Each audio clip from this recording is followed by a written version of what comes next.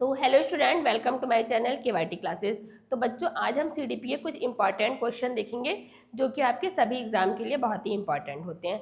तो चलिए स्टार्ट करते हैं। देखिए, आपके सारे एग्जाम जिस समय आने वाले हैं, टीचिंग के सीटेट है, यूपी टेट है, यूपी टेट और सीटेट तो दोनों आने वाला है। इसके बाद आपका सुपर टेट के एग्जाम की भी वैकेंसी आने वाली है, जिससे आपको टीचिंग की जॉब मिल जाएगी। और टीजीटी और पीजीटी का भी एग्जाम होने वाला है। तो ये सब क्वेश्चन आपके सारे एग्जाम के लिए बहुत ही इंपॉर्टेंट होते हैं। तो चलिए आज देख लेते हैं पीवाईक्यू कुछ इंपॉर्टेंट क्वेश्चन।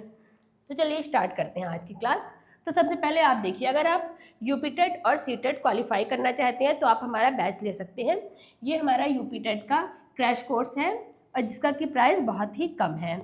तो चलिए इसके बारे में देख लेते हैं थोड़ा, इस बैच को आप कैसे ले सकते हैं। देखिए, इसके अंदर जो होता है आपका ये कंप्लीट पेपर 1 और पेपर 2 दोनों ही कराया जाएगा।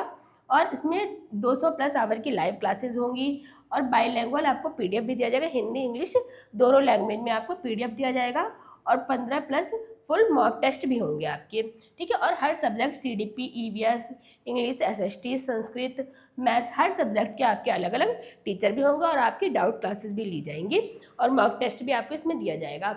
और बाकी आपका सीटेट का है क्रैश कोर्स। तो सीटेट में आपका एनसीईआरटी बेस्ड पेपर 1 और पेपर 2 दोनों की क्लास होगी और इसमें बाईलैंग्वेज नोट्स इसमें भी आपको दिए जाएंगे और 200 प्लस आवर की आपकी क्लास होगी।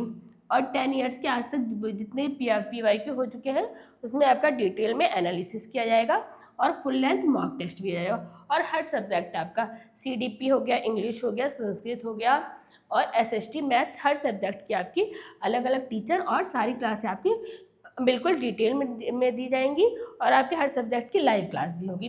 तो चलिए आज की क्लास हम लोग स्टार्ट करते हैं, जिससे कि हम लोग सीडीपी के कुछ इंपॉर्टेंट क्वेश्चन देखते हैं जो कि आपके पीवाईक्यू भी है क्वेश्चन और इस बार के जो आपका एग्जाम्स होने वाला है उसमें भी ये क्वेश्चन आ सकते हैं।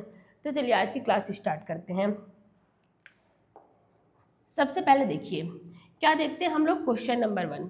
क्वेश्चन नंबर फर्स्ट जो है उसमें क्या दिया है, बालक का विकास कब से शुरू होता है, यानी कि चाइल्ड डेवलपमेंट।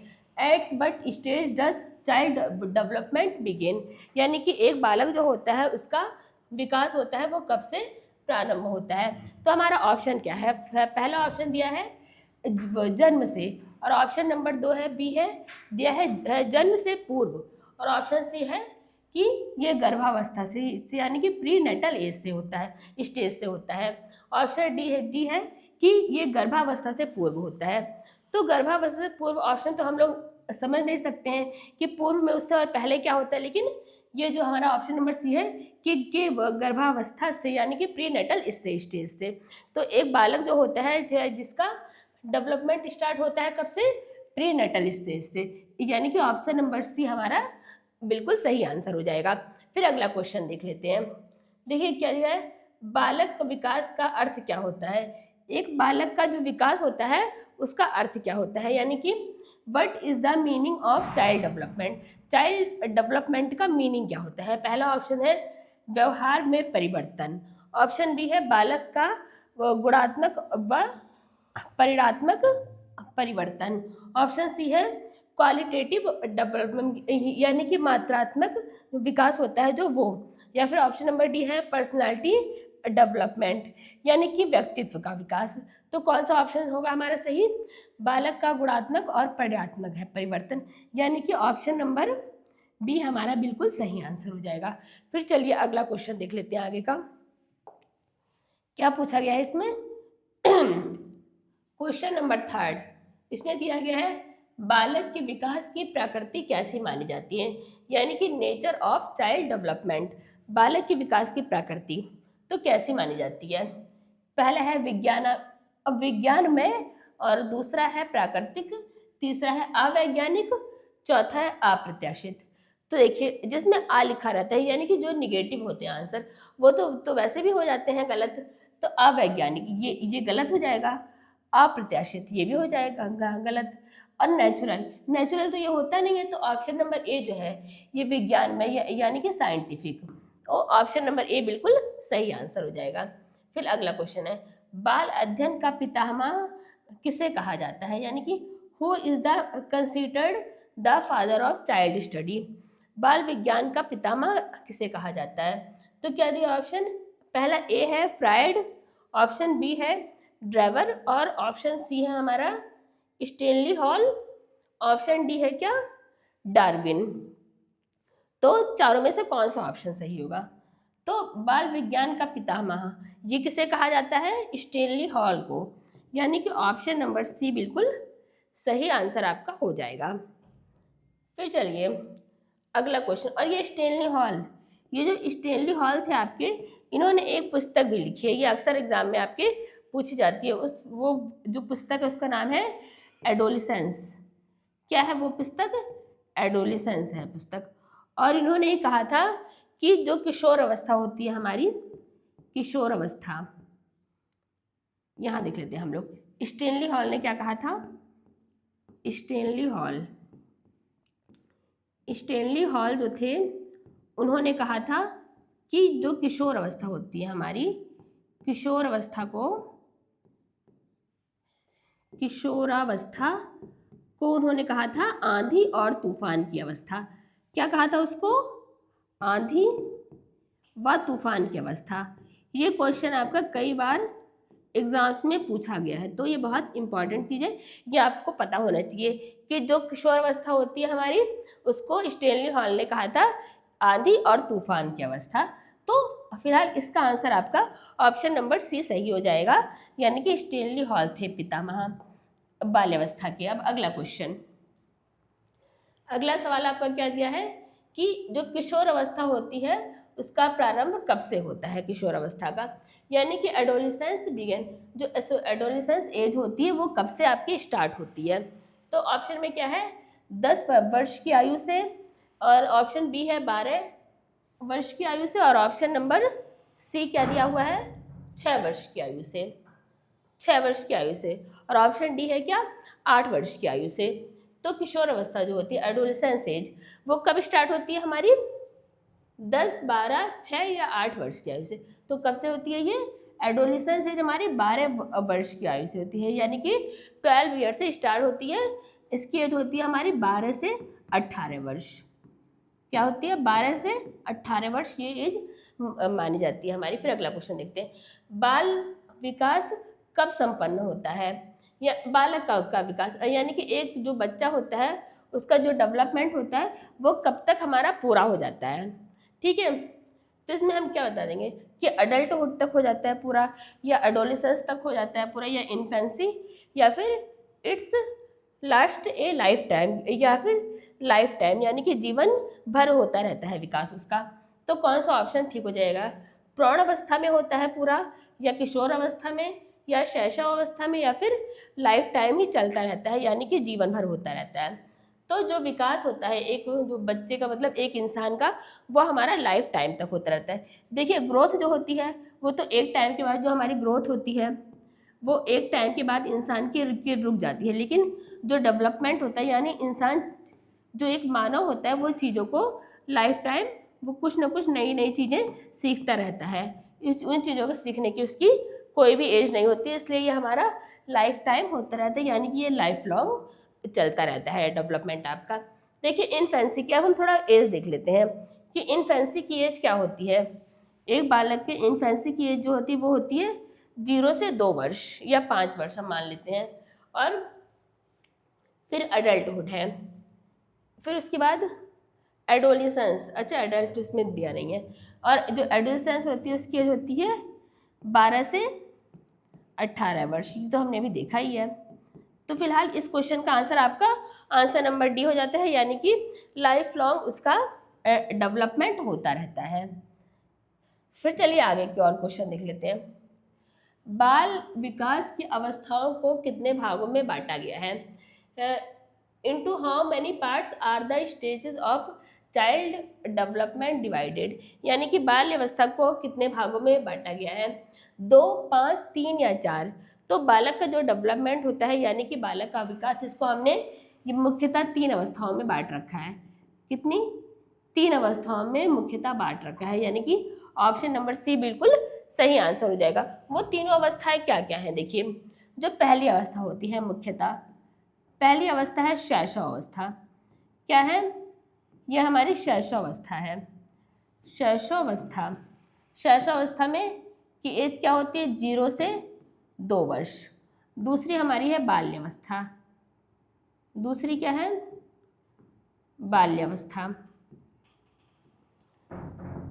बाल्यावस्था इसकी एज है 2 से 12 वर्ष। और तीसरी है हमारी किशोर अवस्था।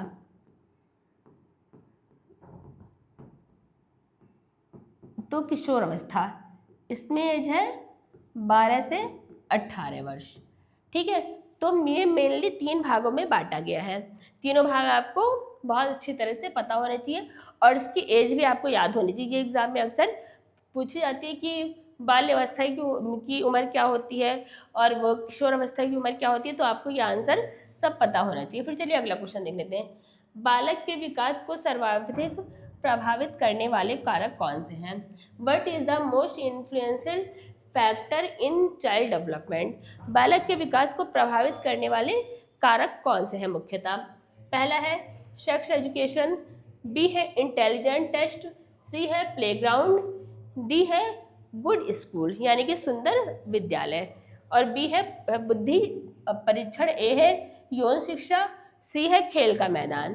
तो एक बालक जो होता है उसके विकास के लिए सबसे इम्पॉर्टेंट क्या होता है, कहाँ पर उसका जो विकास होता है वो सबसे ज़्यादा होता है। तो कहाँ पर होता है, उसका विकास होता है प्लेग्राउंड यानी कि खेल के मैदान में। वो बहुत सारे बच्चे होते हैं, बहुत तरीके के बच्चे होते हैं, अलग अलग एज ग्रुप के होते हैं बच्चे, तो उन सब लोगों से बहुत कुछ सीखता है अपनी लाइफ में। तो उसका जो डेवलपमेंट होता है सबसे ज़्यादा कहाँ होता है, खेल के मैदान में यानी कि प्लेग्राउंड में उसका सबसे ज़्यादा होता है डेवलपमेंट। फिर चलिए अगला क्वेश्चन देख लेते हैं। क्या पूछा गया है इसमें, विज्ञान शिक्षण की सबसे उत्तम विधि कौन सी है? व्याख्यान विधि, भ्रमण विधि, विश्लेषण एवं संश्लेषण विधि, डी है अन्वेषण विधि। अन्वेषण विधि, तो जो विज्ञान के शिक्षण की सबसे उत्तम विधि कौन सी है, best method for science teaching. तो विज्ञान के शिक्षण की सबसे अच्छी विधि कौन सी है, महत्वपूर्ण विधि, तो कौन सी, अन्वेषण यानी कि एक्सप्लोरेशन और ह्यूरिस्टिक मेथड। इसको हम इसी मेथड को हम कहते हैं खोज विधि भी। कई बार एग्जाम में पूछी जाती है खोज विधि भी लिखा जाता है ऑप्शन में, तो इसको हम खोज विधि भी कहते हैं और इसको दिया था आर्मस्ट्रॉन्ग ने। आर्मस्ट्रॉन्ग ने इसको दिया था, ये विधि हमारी खोज विधि। तो ऑप्शन नंबर डी बिल्कुल सही आंसर हो जाएगा इसका। फिर अगला क्वेश्चन देख लेते हैं। मनोविश्लेषण विधि का जन्मदाता किसे माना जाता है, यानी कि साइको एनालिटिक मेथड, इसके फाउंडर जो थे वो कौन माने जाते हैं, founder of psycho analytic method. तो किसको कहा जाता है, सिगमंड फ्राइड को कहा जाता है, जुंग को कहा जाता है, या फिर एडलर को कहा जाता है, या फिर वाटसन को कहा जाता है। तो मनो जो विश्लेषणवाद होता है उसके जन्मदाता होते हैं वो कौन थे, सिगमंड फ्राइड थे। कौन थे, इन्होंने अवचेतन मन के बारे में भी कहा था और उन्होंने अंतर्मुखी, बहिर्मुखी और उभयमुखी 3 तरह के लोगों के बारे में भी बताया था। तो इसमें हमारा आंसर क्या हो जाएगा, option number A Sigmund Freud थे। फिर अगला क्वेश्चन देख लेते हैं। क्या पूछा गया है इसमें कि विकासात्मक बाल मनोविज्ञान का जनक किसे माना जाता है, यानी कि who is the considered the father of developmental child psychology, यानी कि मनोविज्ञान का जनक किसे माना जाता है। तो विकासात्मक जो मनोविज्ञान होता है किसे कहा जाता है, फ्राइड, ब्रूनर, या फिर जीन पियाजे, या फिर कैली। तो किसे माना जाता है, जो विकासात्मक होता है मनोविज्ञान उसके जो जनक होते वो माने जाते हैं जीन पियाजे, यानी कि जीन पियाजे को कहा जाता है कि मनोविज्ञान का जनक। फिर अगला क्वेश्चन देख लेते हैं। क्या दिया है, बाल विकास को पहले किस नाम से जाना जाता था। बाल विकास को तो किस नाम से जानते थे पहले, by what name by child development known earlier. तो पहले किस नाम से जानते थे हम इसे, किस नाम से, मोटिवेशन यानी कि अभिप्रेरणा, चाइल्ड साइकोलॉजी यानी कि बाल मनोविज्ञान, या फिर इमोशंस संवेग, या फिर चाइल्ड एक्सपेरिमेंट। तो किस नाम से जानते थे हम इसको, हम पहले इसको जानते थे चाइल्ड साइकोलॉजी यानी कि बाल मनोविज्ञान के नाम से इसको जाना जाता था। तो ऑप्शन नंबर बी बिल्कुल सही आंसर हो जाएगा इसका। फिर चलिए और इम्पॉर्टेंट कुछ क्वेश्चन देख लेते हैं। क्वेश्चन में क्या पूछा है, बालक में तार्किकता का अभाव किस अवस्था में पाया जाता है। तार्किक यानी कि रीजनिंग की absence of reasoning in a child. तो तार्किकता का अभाव कौन सी एज में माना जाता है, शैशवावस्था में, या फिर बाल्यावस्था में, या फिर किशोर अवस्था में, या अडल्टहुड में यानी कि प्रौढ़ अवस्था में माना जाता है। तो तार्किकता के बच्चे किसी भी चीज़ में समझ नहीं पाते हैं, कोई भी चीज़ अच्छा या बुरा उनके लिए क्या है, वो इन सब चीज़ों को समझ नहीं पाते हैं और किसी भी चीज़ को पहचान नहीं पाते हैं जल्दी कि हमें क्या करना है क्या नहीं करना है। भूख लगी है तो कैसे कैसे बोलना है उस चीज़ को, कैसे अपनी बातों को एक्सप्रेस करना है, तो इन सब चीज़ों का उसको नॉलेज नहीं होता। ये कौन सी अवस्था होती है, ये होती है हमारी शैशवावस्था।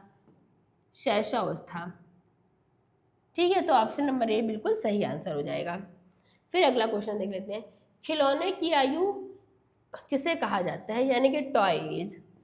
टॉय एज कौन सी अवस्था को कहा जाता है। पहला ऑप्शन है पूर्व बाल्यावस्था, दूसरा है बाल्यावस्था, तीसरा है शैशवावस्था, और डी हमारा ऑप्शन है एडोलिसेंस यानी कि किशोर अवस्था। तो चारों में से कौन सा ऑप्शन सही होगा। तो कौन सी एज को टॉय एज यानी कि खिलौने की आयु कहा जाता है। कौन सी एज होती है ये हमारी प्री चाइल्डहुड यानी कि पूर्व बाल्यावस्था होती है। ऑप्शन नंबर ए बिल्कुल सही आंसर हो जाएगा। ये हमारे 5 साल से स्टार्ट होती है, तो ये इन्फेंसी को जोड़ करके इसको कहा जाता है इन्फेंसी, और पूर्व बाल्यावस्था के अंदर ही आती है, इन्फेंसी के अंदर आता है पूर्व बाल्यावस्था। 5 वर्ष की आयु में जब बच्चा होता है तो इसको हमने कहा जाता है खिलौनों की आयु। तो ऑप्शन नंबर ए बिल्कुल सही आंसर हो जाएगा आपका। फिर चलिए, ये लास्ट क्वेश्चन है आपके, इसमें क्या दिया है, क्वेश्चन में क्या पूछा है, बाल मनोविज्ञान के अनुसार शिक्षा के क्षेत्र में मुख्य स्थान किसका है। तो शिक्षा के क्षेत्र में किसका स्थान है मुख्य। Who hold the primary place in the field of education. तो इसमें से कौन है शिक्षा का स्थान, बालक का है, या प्रशासक का है, या अध्यापक है, या फिर अभिभावक का है। तो मुख्य स्थान बाल जो मनोविज्ञान होता है उसके अंदर मुख्य स्थान होता किसका है, बालक का होता है, क्योंकि बालक का ही डेवलपमेंट होता है, बालक ही सीखता है वहाँ पर वातावरण में अपने आसपास के लोगों से। तो मुख्य स्थान किसका होता है, बालक का होता है। तो ऑप्शन नंबर ए बिल्कुल सही आंसर हो जाएगा। तो ये आज के हमारे कुछ इम्पॉर्टेंट क्वेश्चन की क्लास थी, जो कि आपके कोई भी टीचिंग का एग्ज़ाम हो, सभी एग्ज़ाम के लिए बहुत ही इंपॉर्टेंट है। तो अगर आपको क्लास अच्छी लगी है तो इसको लाइक करिए और चैनल को सब्सक्राइब करिए। Thank you class.